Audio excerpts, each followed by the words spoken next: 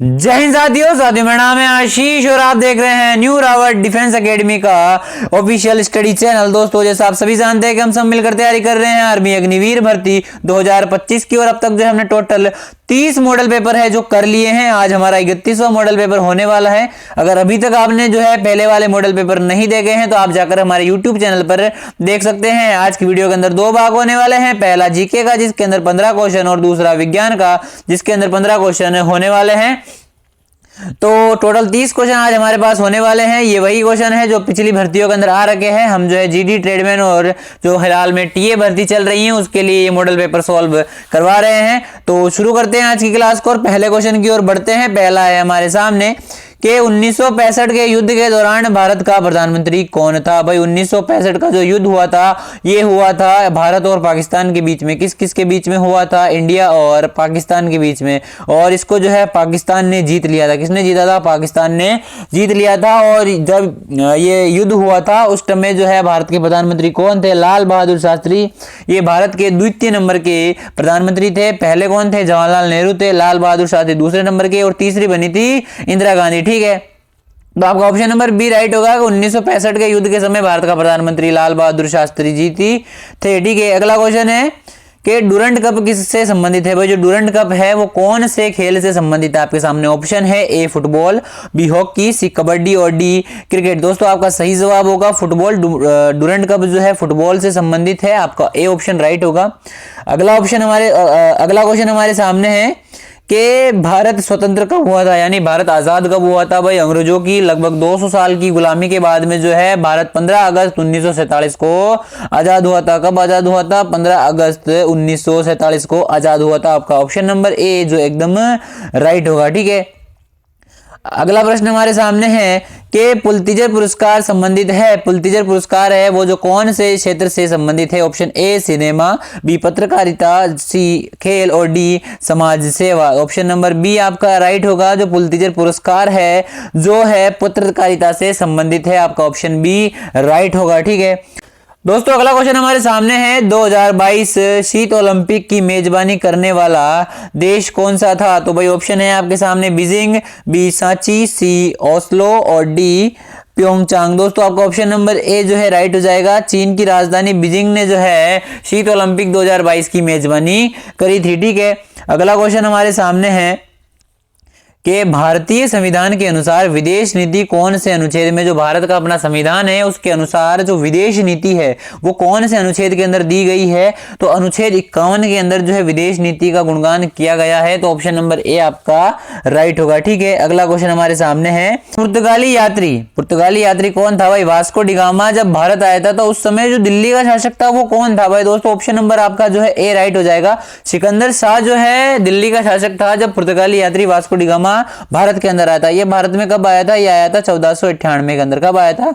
1498 के अंदर आया था। ये प्रथम यात्री है जिसने समुद्र के मार्ग से भारत को खोजा था। ठीक है, इसको भारत का खोजकर्ता भी कहा जाता है। ठीक है, सिकंदर शाह क्या था? दिल्ली का शासक था जब वास्को डिगामा आया था। और कब आया था? 1498 में आया था। ये ऑप्शन आपका राइट हो जाएगा। अगला प्रश्न हमारे सामने है कि ब्रिक्स में एस किससे संबंधित है? ब्रिक्स के अंदर देखो बी जो है ब्राजील से है, आर रशिया से है, आई इंडिया से है और सी चाइना से है। तो एस किससे हो जाएगा? किस होगा? साउथ अफ्रीका से होगा। आपका ऑप्शन नंबर सी राइट हो जाएगा। ब्रिक्स के अंदर मैं आपको बता देता हूं बी जो है ब्राजील से है, आर जो है रशिया से है, आई जो है इंडिया से है, सी चाइना से है और एस किससे है? साउथ अफ्रीका से है। आपका ऑप्शन नंबर सी जो है राइट हो जाएगा। अगला प्रश्न हमारे सामने है कि महात्मा गांधी का जन्म कहां पर हुआ था? भाई महात्मा गांधी का जन्म पोरबंदर जो कि गुजरात के अंदर है। कब हुआ था? 2 अक्टूबर 1869 के अंदर हुआ था। गांधी से रिलेटेड टॉपिक बहुत इंपॉर्टेंट है। पिछली बार हर शिफ्ट के अंदर गांधी से रिलेटेड एक क्वेश्चन है पूछ लिया गया था, तो याद रख लेना भाई, गांधी वाला टॉपिक एक बार कवर कर लेना। ठीक है, वैसे तो एंड में अपन करवा देंगे। सी ऑप्शन आपका राइट हो जाएगा। पोरबंदर के अंदर हुआ था। पोरबंदर गुजरात के अंदर पड़ता है और इसका जन्म कब हुआ था? 2 अक्टूबर 1498 में हुआ था। सी ऑप्शन सही होगा। अगला प्रश्न हमारे सामने कि बस्तर जिला किस राज्य में पड़ता है? तो बस्तर जो है छत्तीसगढ़ के अंदर पड़ता है। आपका ऑप्शन नंबर ए जो है सही होगा। ठीक है, अगला है के प्रसिद्ध फुटबॉल खिलाड़ी पेले किस देश का है? भाई पेले जो है कौन से देश का रहने वाला है? A Brazil, B Argentina, C France और डी इटली। दोस्तों आपका सही जवाब होगा पेले जो है ब्राजील के रहने वाले हैं। आपका ऑप्शन ए जो है सही हो जाएगा। अगला प्रश्न हमारे सामने, पूर्वोत्तर में अंग्रेजों ने सर्वप्रथम फैक्ट्री कहां पर स्थापित करी थी? पूर्वोत्तर के अंदर जो सर्वप्रथम फैक्ट्री सूरत के अंदर लगाई थी, ये लगाई थी 1608 के अंदर। ठीक है, 1608 के अंदर जो है सूरत के अंदर अंग्रेजों ने फैक्ट्री लगाई थी। अगला प्रश्न हमारे सामने कि विद्युत से चलने वाली भारत की प्रथम रेलगाड़ी कौन से सन में चली थी? भाई कौन से सन में चली थी? विद्युत से चलने वाली बोला है। ठीक है, कोयले से भाप इंजन वाली की नहीं बोला है। ठीक है, ऑप्शन ए 1911, 1935, 1920 या फिर 1925। तो आपका ऑप्शन नंबर डी राइट हो जाएगा कि विद्युत से चलने वाली रेलगाड़ी 1925 के अंदर भारत के अंदर चली थी। ऑप्शन नंबर डी राइट होगा।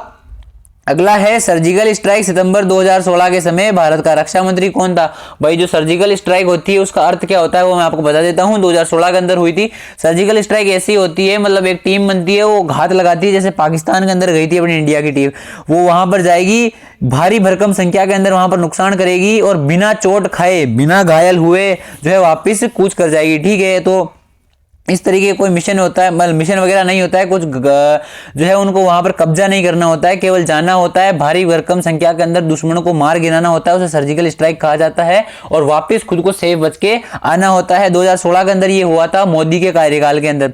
उस समय जो है वहां भारत का रक्षा मंत्री कौन था आपसे पूछ रहा है, तो उस समय जो है भारत का रक्षा मंत्री मनोहर पारिक थे। बी ऑप्शन आपका सही होगा। ठीक है, अगला क्वेश्चन की ओर बढ़ते हैं। अगला है हमारे सामने, प्रथम विश्व युद्ध कब हुआ था? भाई जो प्रथम का विश्व युद्ध हुआ था वो कब हुआ था? 1914 के अंदर हुआ था और 18 को खत्म हुआ था। अगर आपसे द्वितीय की पूछ ले तो ये जो है 1939 में चालू हुआ था और 45 में खत्म हुआ था दूसरा विश्व युद्ध। ठीक है, दो ही विश्व युद्ध हुए, पहला चला था 1914 से लेके 1918 तक और दूसरा था 1939 से लेके 1945 तक। ठीक है, तो ऑप्शन नंबर सी राइट होगा कि प्रथम युद्ध कब हुआ था? ये 1914 में हुआ था। ठीक है, अगला है आपके सामने, हार्मोन का उपयोग किया जाता है। भाई हार्मोन का उपयोग जो है मेटाबॉलिक कार्यों के लिए किया जाता है। आपका ऑप्शन नंबर ए जो है सही होगा। ठीक है, अगला है हमारे सामने, परमाणु का रासायनिक गुण किस पर निर्भर करता है? जो परमाणु होता है उसका रासायनिक गुण जो है किस पर निर्भर करता है?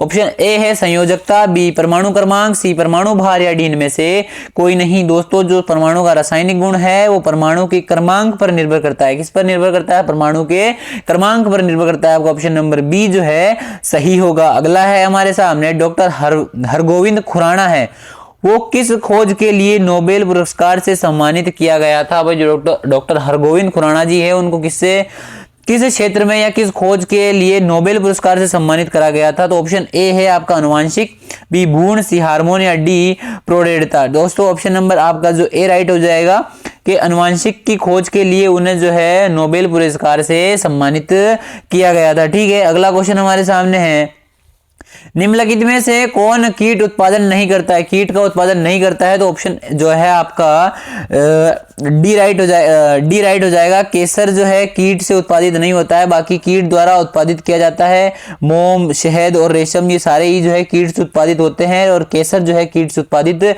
नहीं होता है। तो आपका डी ऑप्शन राइट होगा। अगला है हमारे सामने, समुद्र में पानी की क्षारीयता की मात्रा क्या होती है? भाई क्षारीय यानी क्षारीय पदार्थ जो होते हैं वो खारे होते हैं। तो समुद्र का आपको पता होगा नमक निकाला जाता है, तो समुद्र के अंदर जो क्षारीयता होती है उसकी मात्रा अधिक होती है। आपका सवाल ए जो है राइट हो जाएगा। अगला है हमारे सामने कि भारी जल का सूत्र क्या होता है? भाई भारी जल होता है उसका सूत्र क्या होता है? तो भारी जल का सूत्र होता है D2O। क्या होता है? D2O होता है।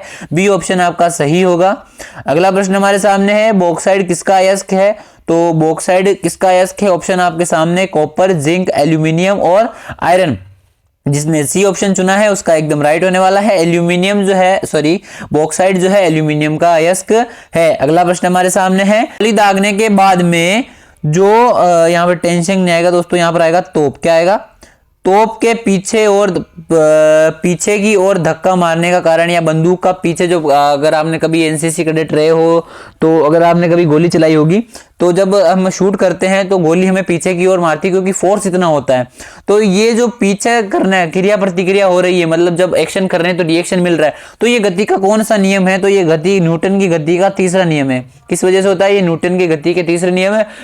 तीसरा नियम क्या है? क्रिया प्रतिक्रिया का, एक्शन और reaction, every action has equal and opposite reaction. तो आपका सी ऑप्शन है राइट होगा। अगला है हमारे सामने लोहा अयस्क है। लोहा जो है, लोहा का अयस्क क्या है? लोहा का अयस्क कौन सा है? तो लोहा का अयस्क है हेमेटाइट। आपका ऑप्शन नंबर ए जो है सही होगा। अगला है हमारे सामने कोशिका विभाजन निम्नलिखित में से किस प्रक्रिया से होती है? तो ऑप्शन आपके सामने है ए हेटेरोसिस, बी युग्मन, सी माइटोसिस या डी इनमें से कोई नहीं। दोस्तों आपका ऑप्शन नंबर सी राइट हो जाएगा। माइटोसिस से जो है कोशिका विभाजन की प्रक्रिया होती है। अगला है हमारे सामने एक वायु अवरुद्ध पिंजरे में लटकती हुई स्प्रिंग तुला में एक तोता बैठा हुआ है।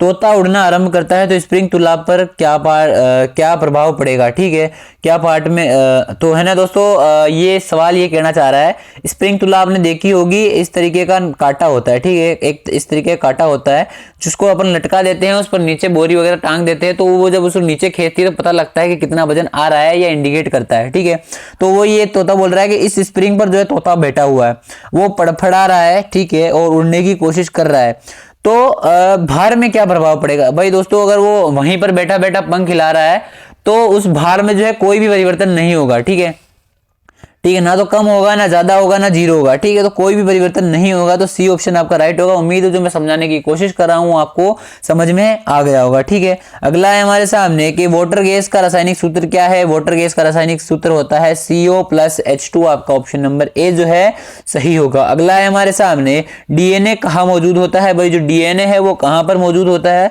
तो ये न्यूक्लियस में मौजूद होता है। किसमें मौजूद होता है? न्यूक्लियस में मौजूद होता है। आपका ऑप्शन नंबर बी राइट होगा।